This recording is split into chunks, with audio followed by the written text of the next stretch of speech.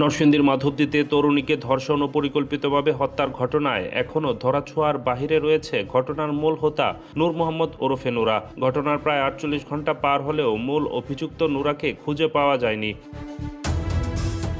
এদিকে দুই ধর্ষক ও ধর্ষণের ঘটনা ধামাচাপা দেওয়ার অভিযোগে সালিশি বৈঠকের বিচারক ইউনিয়ন বিএনপির সহসভাপতি আহমদ আলী দেওয়ান সহ ৫ জনকে গ্রেফতার করেছে পুলিশ। অভিযোগ রয়েছে, ধর্ষণের বিচার চাওয়ায় বাবার হাত থেকে অস্ত্রের মুখে ছিনিয়ে নিয়ে কিশোরীকে পুনরায় ধর্ষণের পর শ্বাসরোধ করে হত্যার পর লাশ সরিষা খেতে ফেলে দেওয়া হয়। শুক্রবার রাতে মাধবদীর বিভিন্ন স্থানে অভিযান চালিয়ে তাদের গ্রেফতার করা হয়।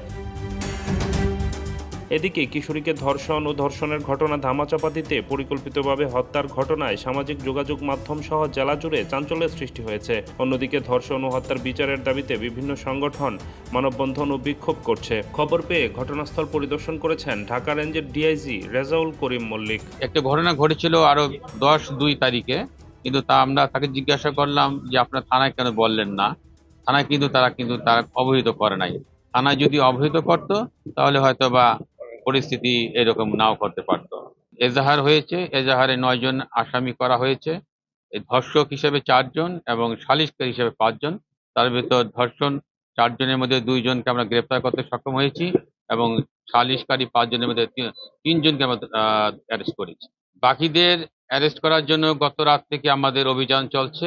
এই মুহূর্তে একটি টিম ঢাকার বাইরে অবস্থান করছে।